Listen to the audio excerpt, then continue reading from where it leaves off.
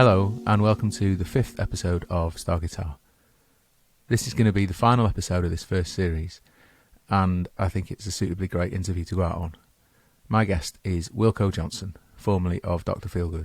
I recorded this episode way back in the summer of 2018 when I first attempted to get this podcast off the ground, and for reasons that I won't bore you with, it hit a sizable delay, but I finally got my act together earlier this year and recorded the other episodes that you've heard so far. There are a couple of things that date it, but otherwise there's nothing in here that's changed, and Wilko's story remains the same 12 months on. And what a story that is. He was born in Canvey Island in 1947 and had a pretty tough upbringing, but found joy in music and poetry. Initially he wanted to be a poet, but realised soon enough that he probably wasn't good enough to make it as a professional, so he turned his attentions to music. After playing in a few bands when he was at school, like skiffle groups, he went to Newcastle University to study English. After he graduated, he travelled around India for a bit, and then returned to Essex, where he worked as an English teacher. Not long after, he formed Dr Feelgood, hugely influential pub rock pioneers, with his friends Lee Brillo, Sparko and The Big Figure. They blended their mutual love of rock and roll from the likes of Johnny Kidd and the Pirates and 60s R&B, and went on to create what's known as pub rock, and in doing so paved the way for punk. Their 1975 debut, Down by the Jetty, is regarded as a classic and features the wonderful rock set. Seriously, if you haven't seen it already, check out the live version of that song from the Old Grey Whistle Test, which distills everything you need to know about that band into 4 glorious minutes. Paul Weller's a big fan, once saying that Wilko is among the most influential British guitarists of all time. J.J. Burnell of The Stranglers said, "I often say to journalists there is a bridge between the old times and the punk times. That bridge is exclusively the Feelgoods." Wilko left Dr Feelgood in 1977, later becoming a member of Ian Dury and the Blockheads, and worked as a solo musician, forming other bands too, including Solid Senders. If none of this is familiar to you, you may also know him from Game of Thrones. He popped up in the first 2 series as the Lannisters' mute executioner, Sir Ilan Payne. He made it onto Arya's list, but we're not sure if she ever got round to killing him. Anyway, skip forward a few years to 2013. After cancelling a few shows due to not feeling very well, he was diagnosed with late-stage pancreatic cancer. It was terminal, and he was given 10 months to live. He was told that he could extend that to 12 months if he had chemotherapy, but decided to get the best quality of life that he could, refusing all treatment, and faced his death head-on. After that, there was an emotional farewell tour, including a date at the Royal Albert Hall. He went around the world visiting friends to say his goodbyes, and recorded an album with The Who's Roger Daltrey. As you may have guessed, Wilko didn't die. A man called Charlie Chan was taking photos of him at the Cornbury Festival in 2013. As well as being a Wilko superfan and a keen photographer, Charlie also happened to be a world-leading cancer specialist, and he had a theory that Wilko had been misdiagnosed. He was right, it turns out. And while Wilko did have a pancreatic tumour, it was a rarer, far less fatal kind than previously thought. One 11-hour operation later, during which a tumour weighing 3 kilos was removed, along with Wilko's pancreas, spleen, part of his stomach, small and large intestines and some blood vessels around his liver, he was declared cancer-free. I first met Wilko not long after all of that, for an interview to promote his autobiography, and he was just about coming to terms with still being here. He said he'd made his peace with dying, and that, in some ways, he was grateful for the intensity that terminal diagnosis had given him. This is something that we touch upon in the interview, along with how he got his beloved Fender Telecaster, which he still has and let me have a go on, and his then new album Blow Your Mind, which was recorded at Rockfield Studios. So here we go with episode 5.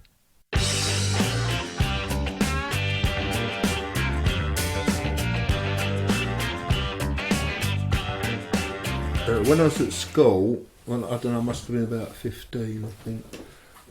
This is like the mid-60s, it's, pop music.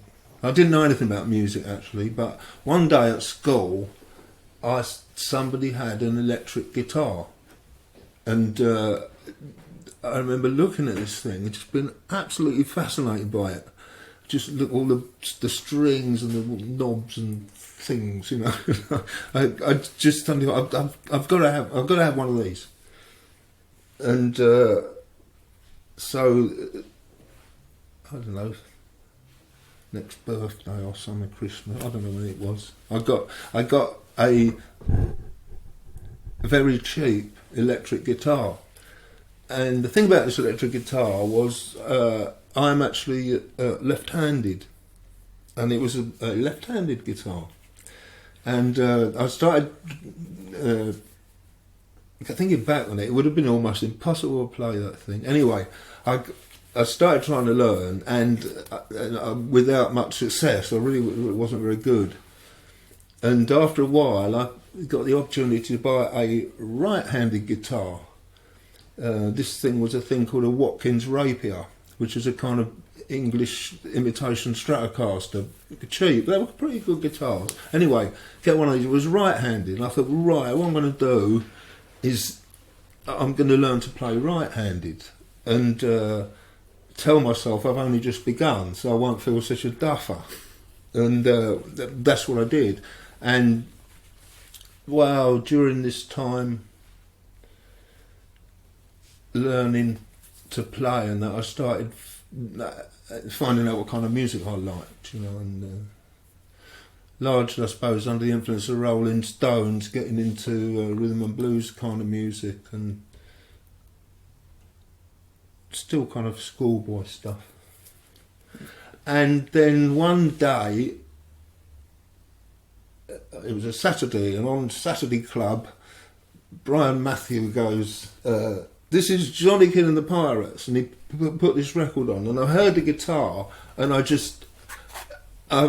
remember myself kind of freezing in mid-stride, walking across the room, and when the guitar solo came, I was, I want to. That's what I want to do. I want to play like that, and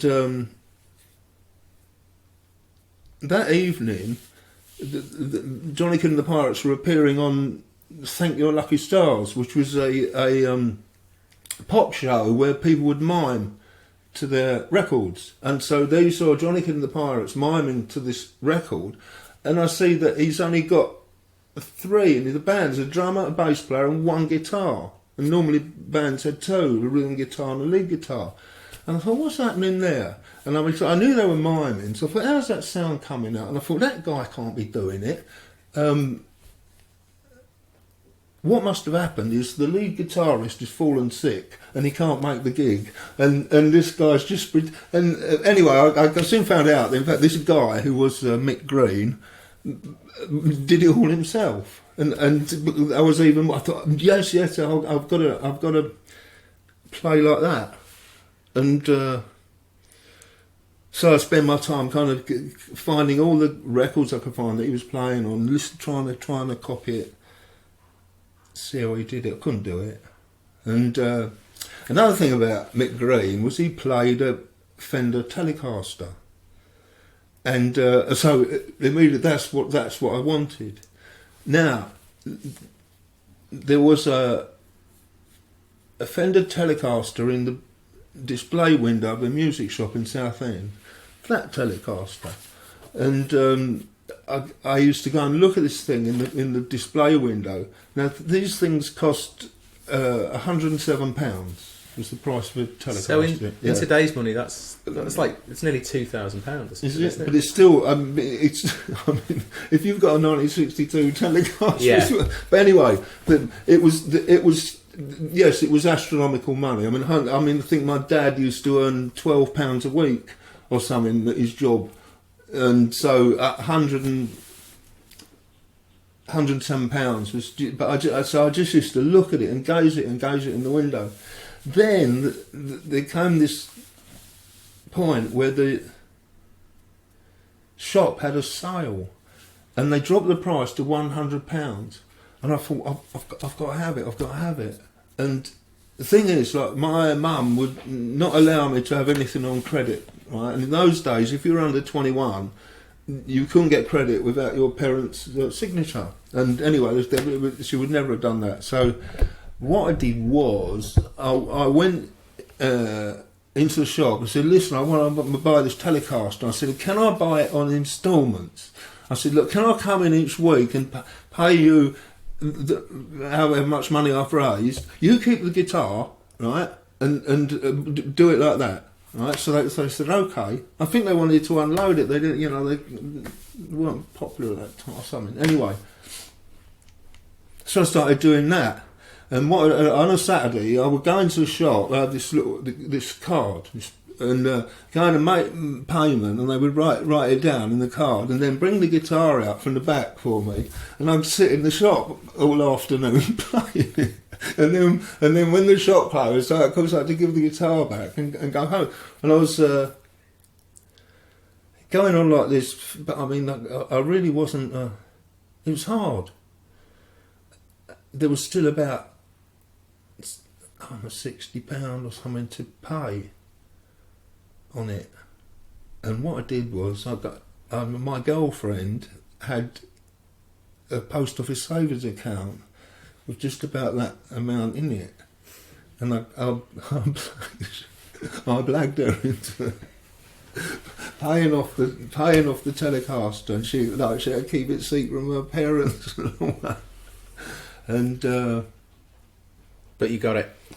Yeah, and I don't know if I've ever paid her back, but we worked together for 40 years after that. So, but yeah, and oh wow, getting I got the Telecaster, and I just tried to sound like Mick Green, and could never really do it. But I ended up with my one. But how did you feel the first night you got it? That's not I got it. Yeah, when you finally got it and you walked out the shop with it instead of handing it back. Oh well, I'll say. I mean, just walking along the street with it. I'm sorry, you're walking out, and then so walking. You're like, oh man, you felt like you've got a Cadillac or something, and you. Oh, it felt great. I felt like a king. And then you do, of course, you'd set it up in your bedroom, so it'd be the first thing you'd see when you wake up, and all stuff like that. You just sit there gawping at it, and it's in such amazing condition. The one that you used in, the one you got as a replacement is a bit more beat up because you've used it on the road and stuff. But how did you must have really looked after it for it to be in that kind of. I think it's been a bit refurbished during its time. Okay. But, I mean that you see that I was using that one when Dr Feelgood started. That was and then once things started happening for us, I didn't want to take it on the road anymore because and does it not feature on any of the records? No, right. No, it's always that one. So I got that one. Made it red and black, and I used that pretty much, that guitar right up until the 90s, I think, and since then I've only had about 7 guitars in my life, and I've still got most of them. Would you say that you're really into guitars? No, right? Well, the thing is, the whole thing is like I want to be like Mick Green, and I saw Mick Green, with this Telecaster, and that's what I wanted, right? So, I mean, I don't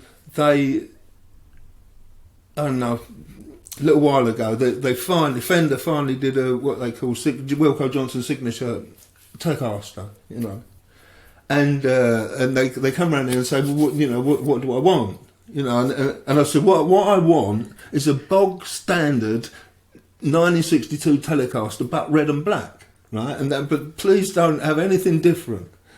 These people that go around getting different pickups and all sorts of things. And some people, they're crazy about guitars, but I'm not. I just like a Telecaster, but straight forward Telecaster, and that's it. I'm not really interested in. So it's like a tool of the trade for you, though, as well, right? Really, yeah. I don't get into them. It's hard to imagine you playing anything else now. Well, exactly. I mean, I can't, but... You try other stuff, though. Can you sort of, go and get a Les Paul or something and give it a go? I did, when we went to America with Feelgoods, we were in San Francisco, and what were they called? The band that turned into Huey Lewis and the News. Okay. Anyway, these people were talking about a specialty guitar shop they knew.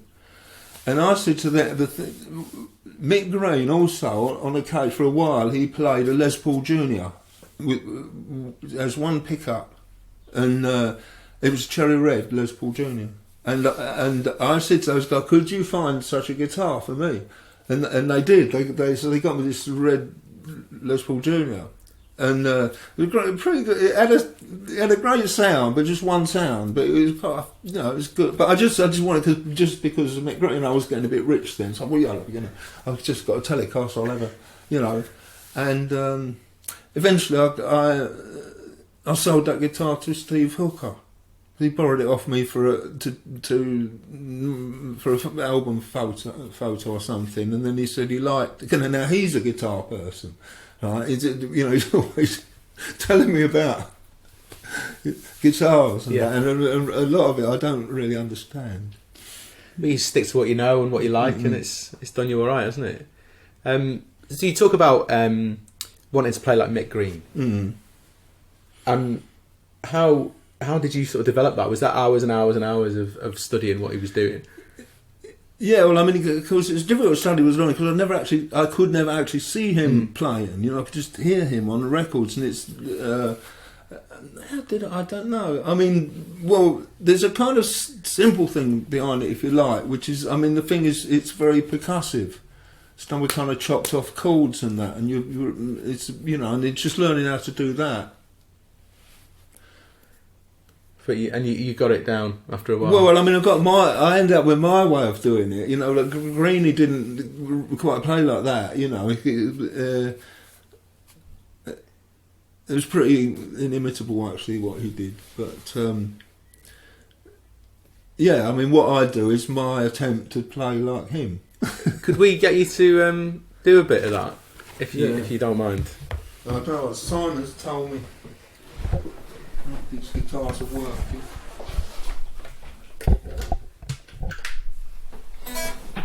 God.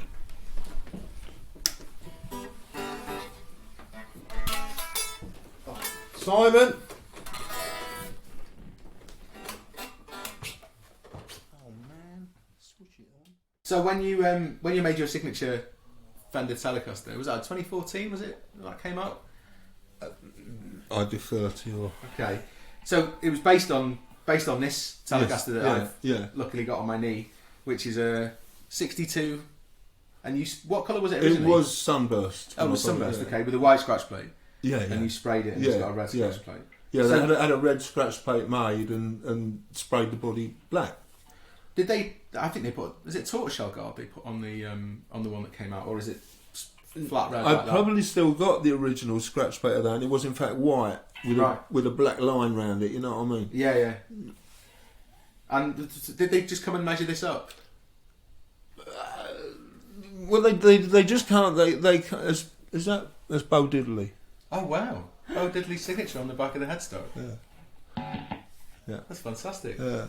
They just come round. I think I might have taken a couple of pictures of it, and but I said to him, listen, what I want is a bog standard 62 Telecaster, and make it red and black. And after a while, they sent me a Mexican one, I think, that was like a 62 style one. They said, what about that? I said, that's all right, just make it red and black, and there it was. Do you like the idea of a load of kids being out there playing your guitar? Yeah, it's quite good.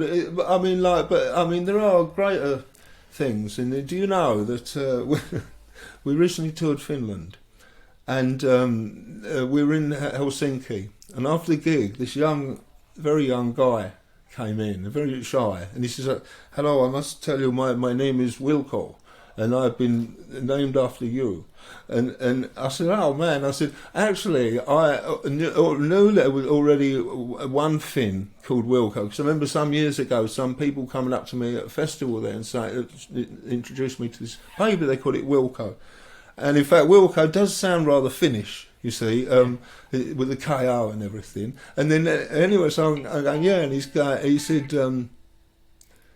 he had been investigating this, and he found there are at least, at his last count, 30 Wilkos in Finland, right? Now, I also have certain knowledge of a Wilko Gonzalez, who must be a young man now in the Basque country, right? And this is, it must be over 20 years ago, right? We were touring in Spain, and we went to this gig, and it was a club, and the guy that ran the club, he lived there at the back. His place was, and as we were coming in, he's telling me his wife's just had a baby, and I'm going, oh yeah, well done and all that. And then I think his English a bit shaky, but is he telling me he's called it Wilko, or is he? And he said yeah, and he goes, come, and I've got a video camera. I'm filming this, right, and we go in, and there's his wife. This was a day old, right, and she's got this baby in her arms, and she goes, Wilko. And she, oh man, so that's better than people playing your guitar, isn't it? Yeah, I suppose that's really nice. Yeah. And then, but you must get stopped. People must recognise you from the Game of Thrones. Yeah. That's brought a whole other thing. Yeah, John Cooper Clarke was telling me that he was recently in America, and talking to some kids there, and about Game of Thrones, and then the topic. So he said he knew me, and told him about it, and they said, "What? He plays the guitar as well." So you're an actor who does a bit of guitar. Yeah. Oh, yeah. Right. Well, they did when the news about my cancer was going around. I think it was the LA Times, either the LA Times, New York Times, describing me as actor Wilko Johnson. So. But of course, Ellen Payne's not dead, so you could technically but I don't think so. I think they're going to do this one's going to be the final series. Man, it was just so much fun. I would have liked to done some more. So this is a 62 as well with Strat. Yeah. Okay. I mean, as soon as we got signed and there was a bit of money, I thought, I do love Stratocasters, they're so beautiful, so I thought I would also like a Stratocaster, and of course a pre-CBS one, and I found it in the back of the Melody Maker, 180 quid.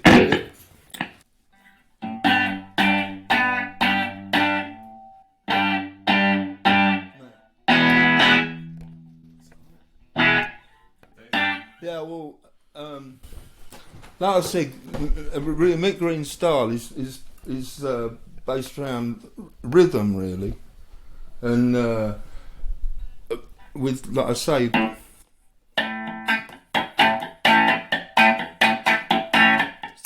cutting the chords off. See, now I've got this way of playing, like people, everyone knows this chord. I don't play it like that. I play it like that, you see, with my thumb over the top. Okay. And this is the advantage. You can do that with it.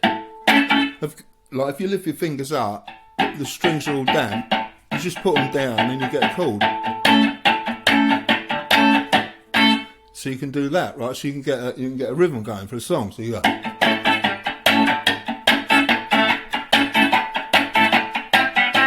And you can, and if this hand, right, you can do a simple rhythm like this. It's just going up and down all the time, steady like that.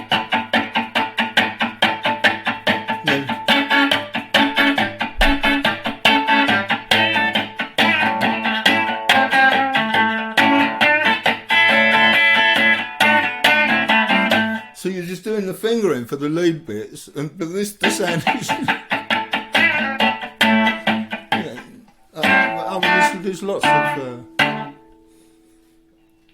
I remember going round Nick Green's place one time, and he started playing this riff. Right, this riff really knocked me out. Right, it's this. I'm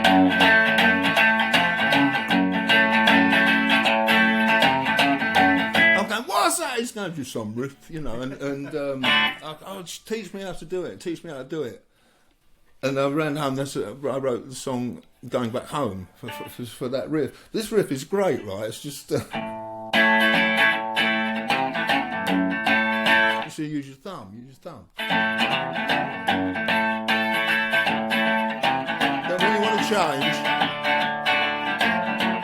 you just completely bullshit in that bit. You just lift your fingers and you go right, but you go.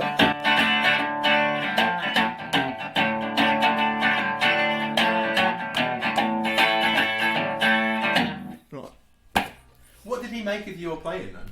If being so inspired by Mick Green, what did he make of it? When Dr Feelgood had started to make her name, and we probably got a record deal. And for the previous 5 years, I think, Mick Green had been in Las Vegas, back in Engelbert Humperdinck, right? Anyway, I heard that he'd come back to London, and people have been telling him, oh, this is band, and how heavily influenced by Johnny Kidd and the Pirates they were. And then he told me he came down to the Marquee to see us, and we would always start with this I Can Tell, which was like Johnny Kidd's version.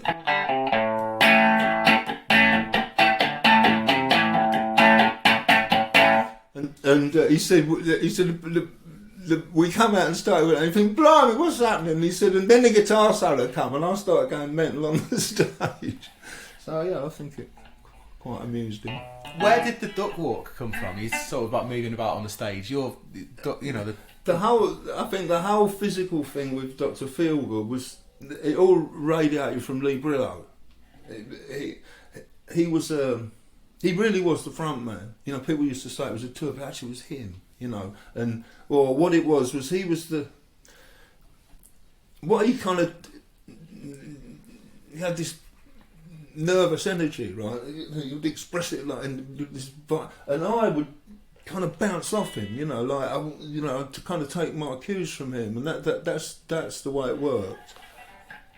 Okay, but we never rehearsed the stage act. We never worked out what to do. It's just like you're playing local gigs and that, and you find out different ways you can excite people. You know, like by it makes. When I was when I first got this Telecaster, we used to go. There was this great R&B club in Westcliff called the Studio. Mods used to come down from London to this place. It had such a good jukebox of rhythm and blues.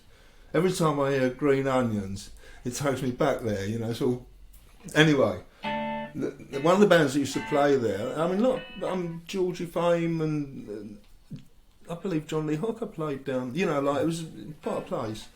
But one of the bands that used to play, there was a band called the Cops and Robbers.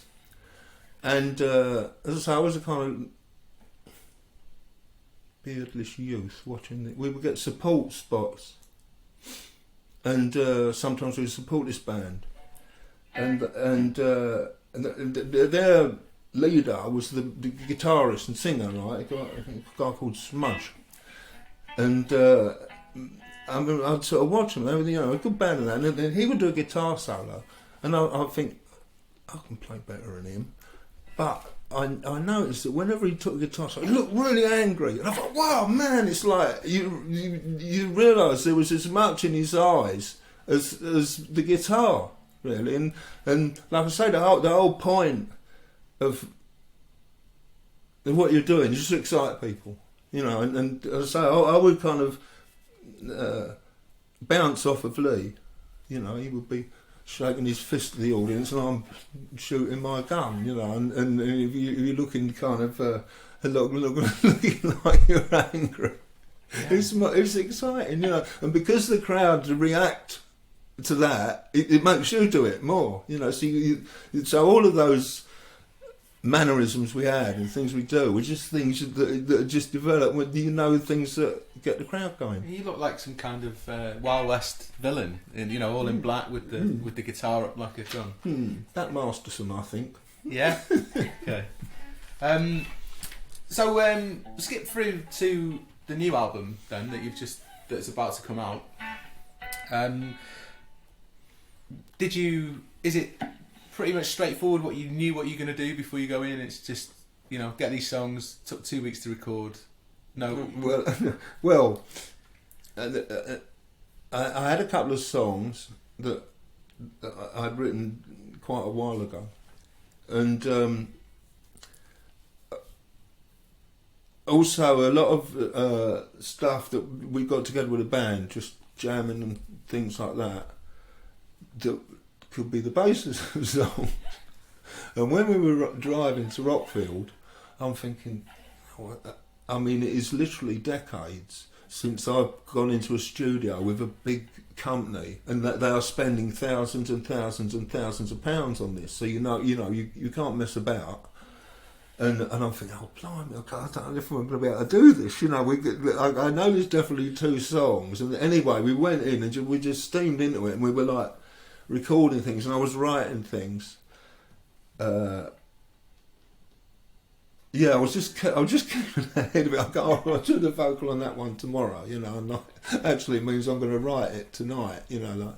So you only went in with 2 songs? You only went to the studio with 2 songs?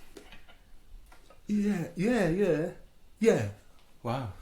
And like I say, the others were in various states of repair, and like, in fact, Dave Erringer, the producer, when he'd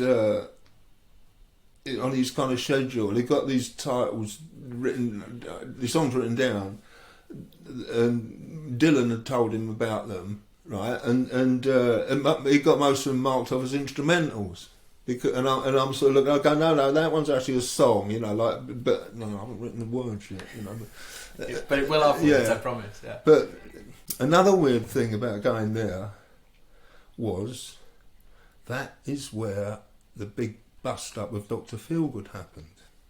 And I have not been there for 40 years since that argument happened. And now Rockfield Studios is in a stable yard, a farm. And there's a studio down one side, and there's like accommodation down the other side on the courtyard. And we got there, and so I went and got the same room that I'd had 40 years ago with Dr Feelgood, right?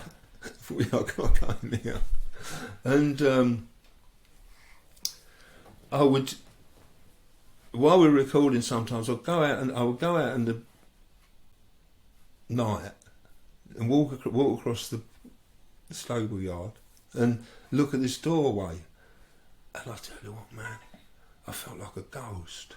It was like 40 years. You think 40 years, something happens really traumatic that actually changes the course of your life, right? In a really intense scene, and then you don't see it for 40 years, and you come back and you're thinking, oh man, thinking all those people, all that shouting and all that, all that fury, and that was a quite. I don't know what I felt like. It gave me the shivers. You got over it though. Oh yeah. It was just a means of entertainment while we were doing the recording. Whose idea was it to go to Rockfield?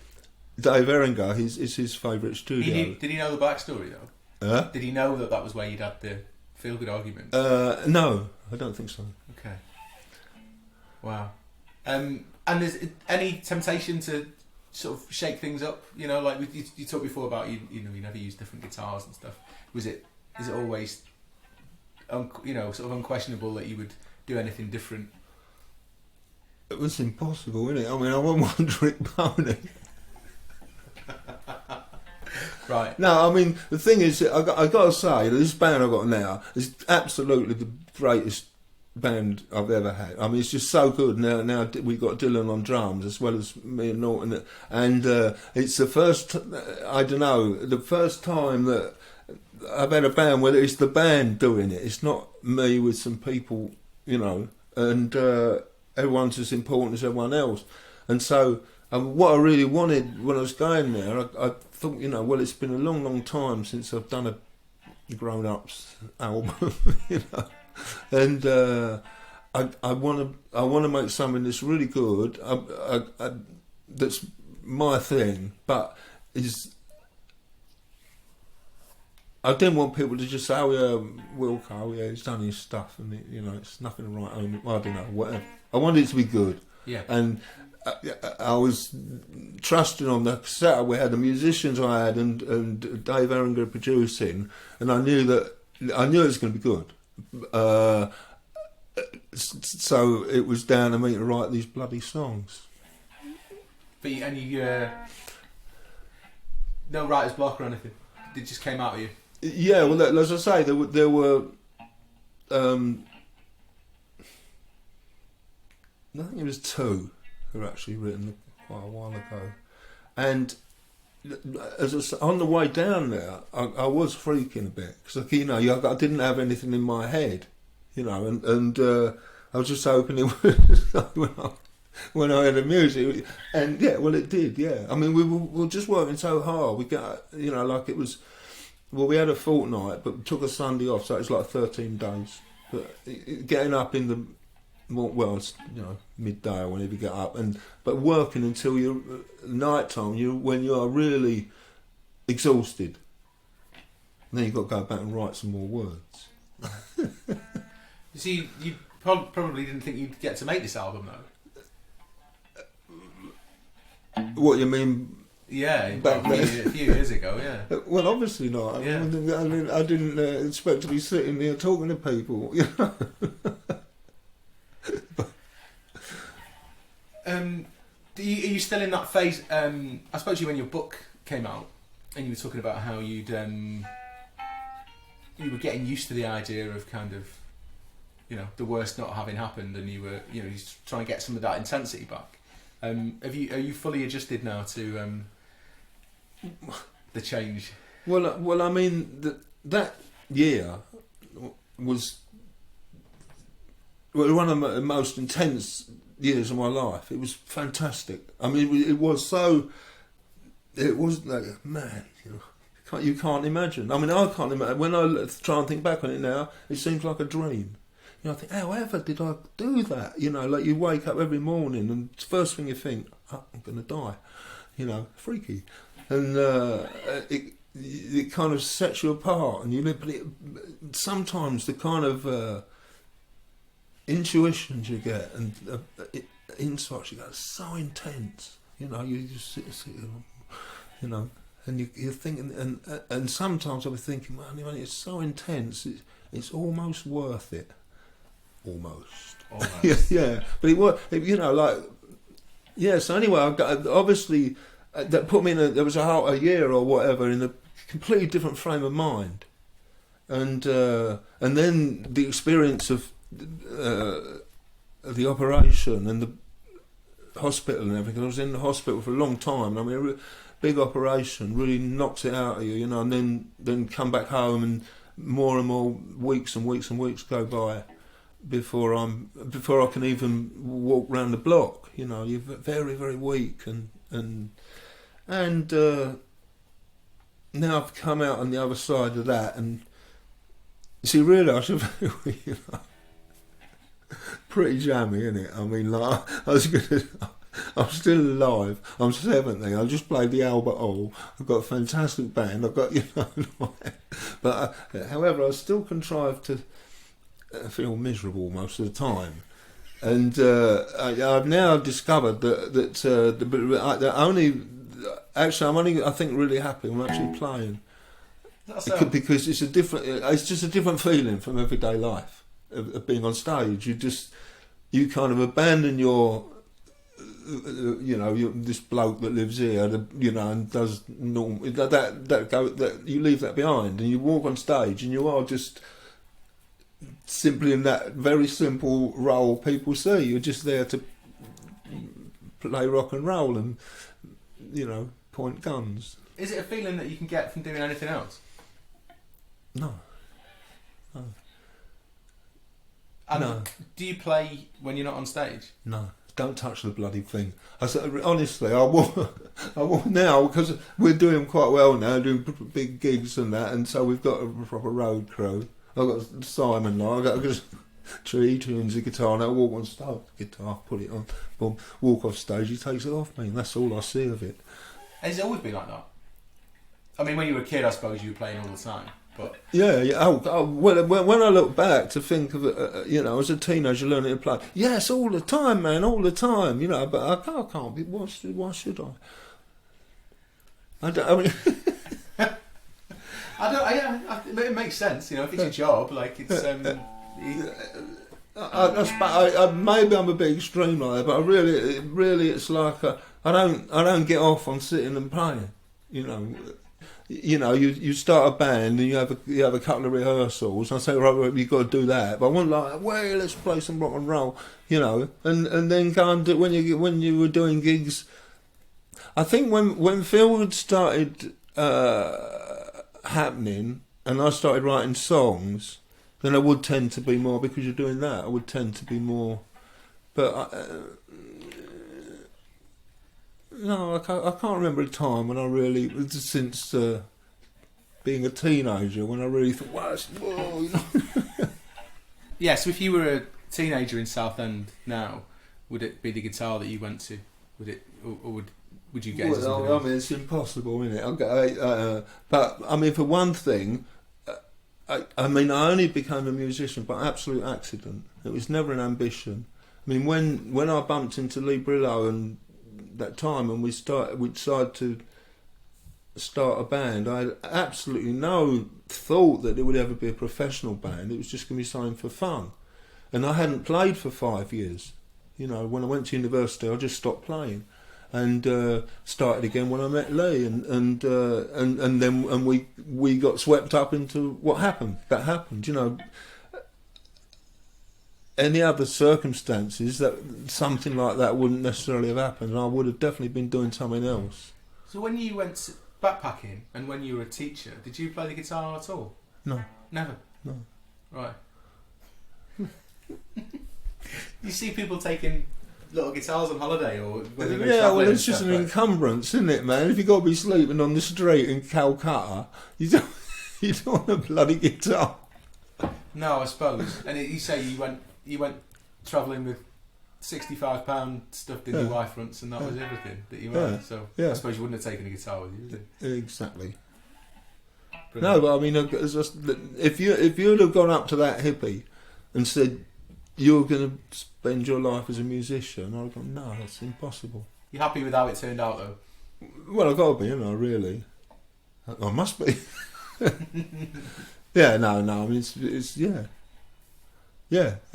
And that's why it kind of why I've stuck with it all this time. It's a great way of making a living. You know, I've always been able to make a living out of it. I mean, if my career had gone down the tubes after Dr Feelgood, you know, I wouldn't have stayed in this for the joy of it. It's a nice way of making a living. I mean, I love doing it. It's like I said, it's the only time nowadays I'm actually happy when I'm performing. Usually I'm miserable. Misery. And there we have the final episode of Star Guitar. I hope you enjoyed it. If you'd like to know more about Wilko and his remarkable life, pick up a copy of his autobiography, Don't You Leave Me Here, in which he writes about everything from growing up on Canvey, forming Dr Feelgood, to cancer, Game of Thrones, and everything in between. Oil City Confidential is also well worth seeking out, which is Julian Temple's 2009 film about Dr Feelgood. And there's a sort of follow-up to that too, called The Ecstasy of Wilko Johnson, which I think you can find on YouTube. Wilko has just announced a string of tour dates for 2020, kicking off in April, so go to wilkojohnson.com for details on that. Thanks to Julian Stockton and Wilko's son Simon for helping set up the interview, and thanks also to Jane Long and Rob Sherratt for help recording this episode all those months ago. As for Star Guitar, thanks to everyone who's listened so far, and to everyone who's been in touch with kind or supportive comments. A man called Damon Valentine was in touch recently to tell me that Star Guitar is his favourite new podcast, which was very nice. And my own sister sent me a message last week to say that she'd finally listened to an episode, and even though she doesn't really like guitars and she's bored of me talking after all these years, that she didn't think it was too bad, so that's nice. Thanks once again to Liam Frost for furnishing me with some theme music, and thanks to Ellen Wishart for designing the logo. I've got some more interviews in the bag already, and I've got a few more lined up, so I'll be back with another run of episodes in the new year. Until then, follow Star Guitar on Instagram, and make sure you subscribe wherever you get your podcasts so you'll get any new episodes as soon as they're released. Thanks again. Bye-bye.